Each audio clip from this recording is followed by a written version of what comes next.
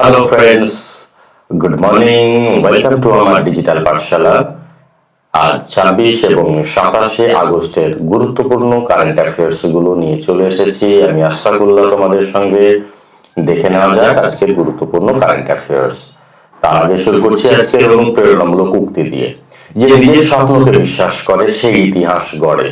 অর্থাৎ ইতিহাস হচ্ছে সেই সমস্ত ঘটনা, অতীতের গুরুত্বপূর্ণ ঘটনা, যে গুরুত্বপূর্ণ ঘটনাগুলো আমাদের জীবনকে একটা পরিবর্তন এনে দেয়, আমাদের সমাজের একটা পরিবর্তন এনে দেয়। সেই সমস্ত গুরুত্বপূর্ণ ঘটনাগুলোই হচ্ছে ইতিহাস। এবং যে স্বপ্ন, নিজের স্বপ্নকে বিশ্বাস করে, অর্থাৎ আমরা ভবিষ্যতে কি হতে চাই, আমাদের লক্ষ্য কি, আমাদের আশা আকাঙ্ক্ষা কি, সেটাই আমাদের স্বপ্ন।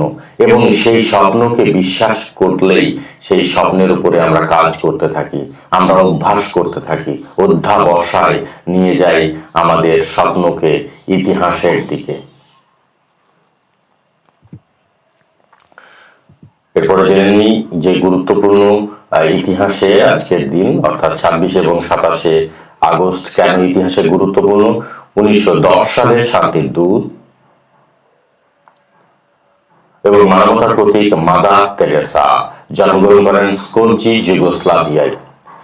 1303 সালে 26 আগস্ট দিল্লি সুলতান আলাউদ্দিন খলজি চিত্তরগড় দখল করেন, যা তার সাম্রাজ্য বিস্তারের গুরুত্বপূর্ণ অধ্যায়। 1883 সালে ভলকানো ক্রাকাতোয়া ইন্দোনেশিয়ায় সেটা এরাপশন হয়, বিস্ফোরণ হয় এবং প্রায় 36,000 লোক মারা যান। এই যে বিস্ফোরণ, অগ্নুৎপাত এবং অগ্নুৎগীরণের ফলে যে সুনামি, সেই সুনামির ফলে কিন্তু 36,000 মানুষ মারা যান। 27 আগস্ট 1955 সালে Guinness book of world record প্রথম প্রকাশিত হয়। 27 আগস্ট 1955 সাল। 1958 সালে দুটি কুকুর নিয়ে সোভিয়েত ইউনিয়ন স্পুতনিক 3 উৎক্ষেপণ করে। 1483 সালে মুঘল সম্রাট জহিরুদ্দিন মোহাম্মদ বাবর জন্মগ্রহণ করেন। জেনে নিলাম ইতিহাসে গুরুত্বপূর্ণ। এরপরে চলে যাব যে সমস্ত কারেন্ট অ্যাফেয়ার্স গুলো চাকরির পরীক্ষার জন্য, আপকামিং প্রত্যেকটা চাকরির পরীক্ষার জন্য খুব খুব হেল্পফুল হবে এই ভিডিওটা। চলো দেখো।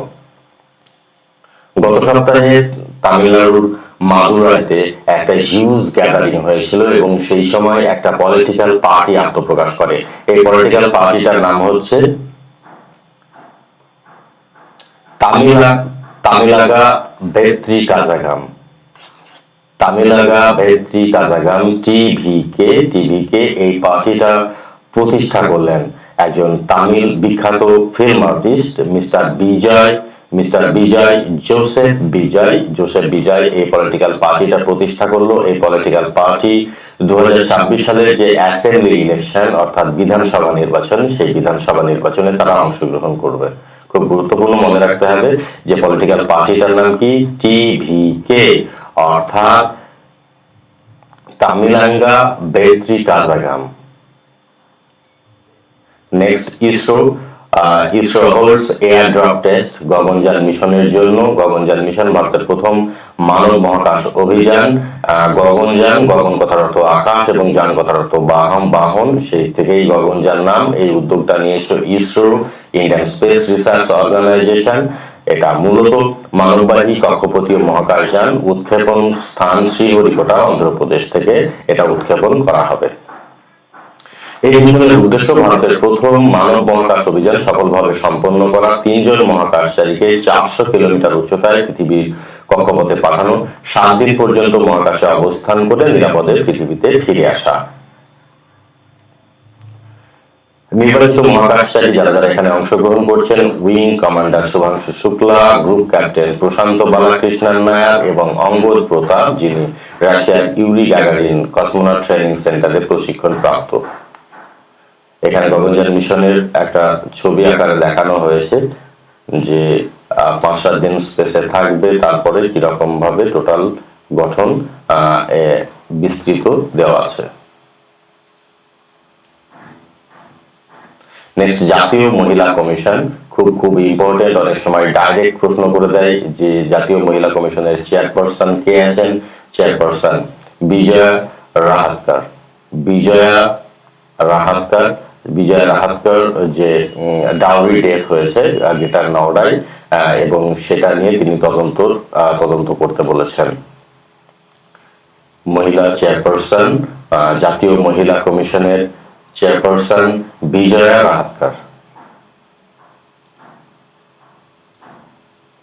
ভারোত্তোলন টোকিও অলিম্পিকের রৌপ্য পদক জয়ী মীরাবাই চানু আহমেদাবাদে যে কমনওয়েলথ চ্যাম্পিয়নশিপ মহিলাদের 48 কেজি বিভাগে মোট 193 কেজি ওজন তুলে স্বর্ণ পদক গোল্ড মেডেল জিতেছেন মীরাবাই চানু।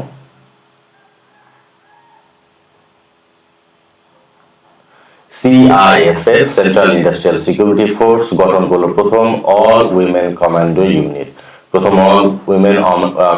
ইউনিট। গঠন করলো সিআইএসএফ।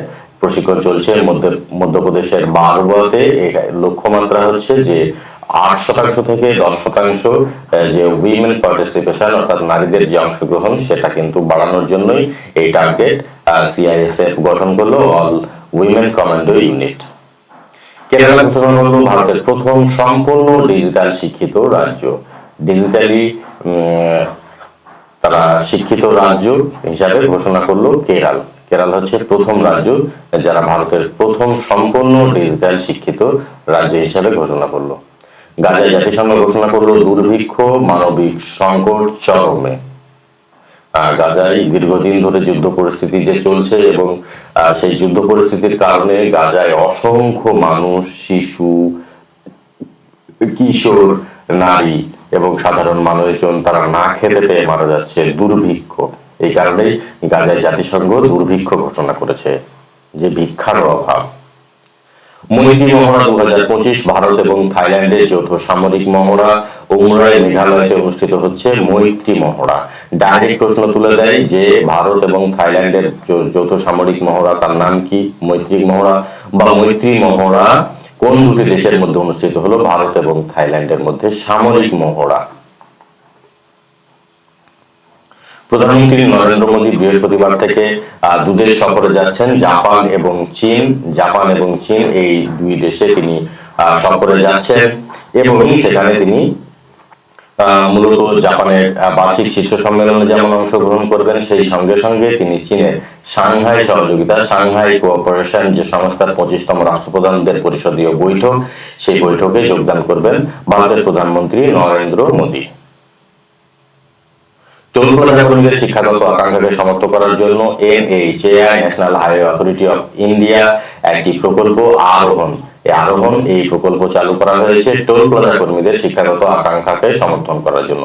সড়ক এবং পরিবহন মহাসড়ক মন্ত্রক জানিয়েছে যে এই উদ্যোগের লক্ষ্য হচ্ছে আর্থিক বাধা দূর করা এবং অর্থনৈতিকভাবে দুর্বল শ্রেণীর শিক্ষার্থীদের জন্য মানসম্পন্ন শিক্ষার সমান সুযোগ প্রদান করা। নেক্সট, প্রতিরক্ষা মন্ত্রী রাজনাথ সিং বিশাখাপত্তনমে পূর্বাঞ্চলীয় নৌ কমান্ডে ভারতীয় নৌবাহিনীর দুটি উন্নত ফ্রন্টলাইনার ফ্রিগেট INS উদয়গিরি এবং INS Himgiri Indian naval ship Udaygiri এবং হিমগিরি এই দুটোর কমিশনিং তিনি করেছেন প্রতিরক্ষা মন্ত্রী রাজনাথ সিং। দুটো যুদ্ধজাহাজ উদয়গিরি এবং হিমগিরি। এই দুটি মেক ইন ইন্ডিয়া এবং আত্মনির্ভর ভারত উদ্যোগের সাফল্যের প্রতিফলন। এটি প্রথমবারের মতো যে ভারতের দুটি মর্যাদাপূর্ণ শিপইয়ার্ড থেকে দুটি সারফেস কমব্যাট একই সময়ে কমিশন করা হয়েছে। ভারতের নৌ আধুনিকীকরণ, ত্বরান্বিতকরণ এবং একাধিক শিপইয়ার্ড থেকে আধুনিক যুদ্ধজাহাজ সরবরাহের ক্ষমতার উপর জোর দেওয়া হয়েছে। প্রতিরক্ষা বাহিনীর প্রধান জেনারেল অনিল চৌহান বলেছেন যে ভারতের সুদর্শন চক্র যে কাজ করবে সেটা লৌহ গম্বুজ অর্থাৎ আয়রন ডোমের মতো কাজ করবে।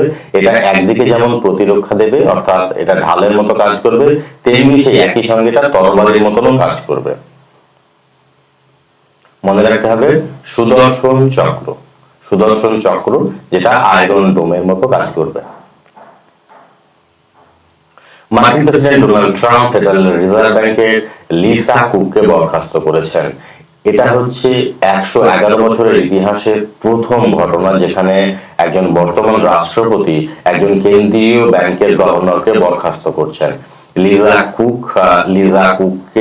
লিজা কুকের বিরুদ্ধে যে অভিযোগ আনা হয়েছে যে বন্ধকি মর্গেজ ফরজারি অর্থাৎ বন্ধকি জালিয়াতির অভিযোগে তাকে বরখাস্ত করার সিদ্ধান্ত করা হয়েছে এবং সোশ্যাল মিডিয়া পোস্টে মার্কিন প্রেসিডেন্ট ডোনাল্ড ট্রাম্প এই কথা জানিয়েছেন।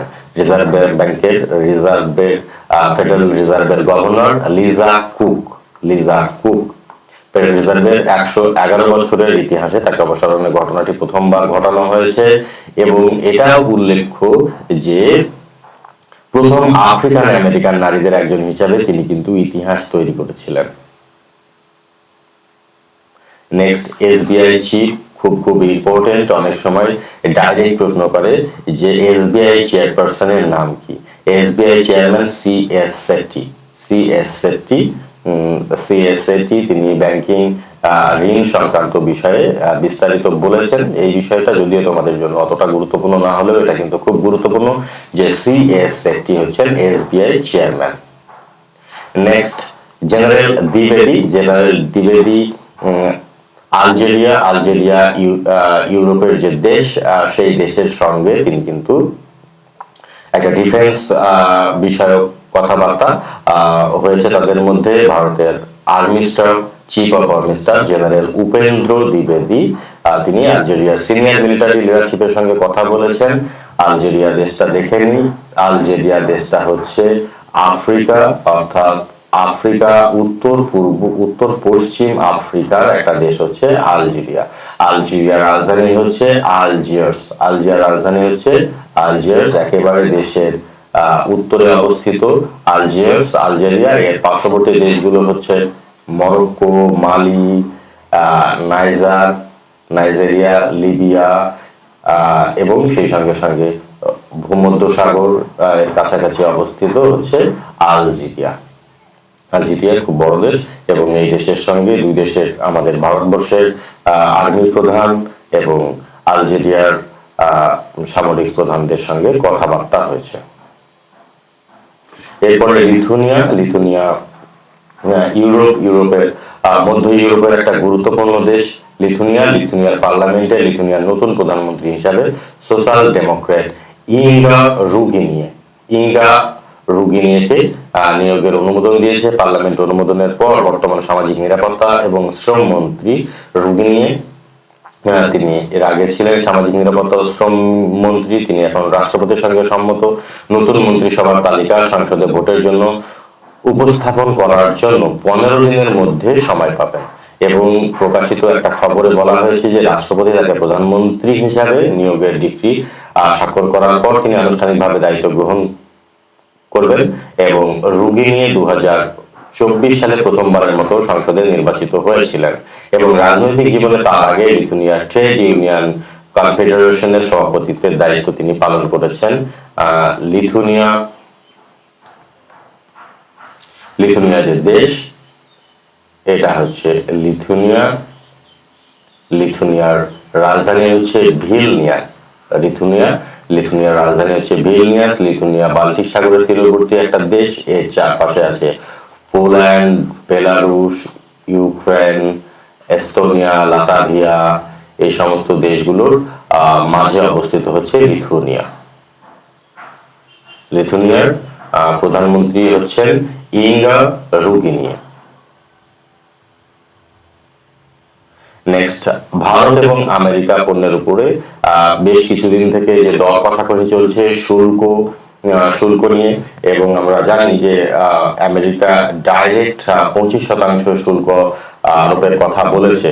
সেক্ষেত্রে ভারতবর্ষ কিন্তু ব্যবস্থা নিয়েছে যে সে দেশের এই যে পোস্টাল পার্সেলকে কিন্তু 25শে আগস্ট থেকে কিন্তু স্থগিত করে দিয়েছে ভারতবর্ষ এবং ভারত থেকে আমদানিকৃত টোটাল পণ্যের উপর অতিরিক্ত 25% শুল্ক আরোপের কথা বলেছেন মার্কিন যুক্তরাষ্ট্রের প্রেসিডেন্ট ডোনাল্ড ট্রাম্প। এই ছিল আজকের গুরুত্বপূর্ণ কারেন্ট অ্যাফেয়ার্স। প্রত্যেকে খুব ভালো থাকো, তোমাদের শুভকামনা জানাই। তোমরা প্রত্যেকেই সুস্থ থাকো, খুব ভালো থাকো এবং খুব ভালো মতো পড়াশোনা করো, প্রস্তুতি নাও পরীক্ষার জন্য। এবং আমার ডিজিটাল পাঠশালার ভিডিও যদি ভালো লাগে অবশ্যই লাইক করো, শেয়ার করে নাও বন্ধুদের সঙ্গে এবং অবশ্যই প্রতিদিন আপডেট পাওয়ার জন্য সাবস্ক্রাইব করে রাখো আমার ডিজিটাল পাঠশালাকে। Thank you very much.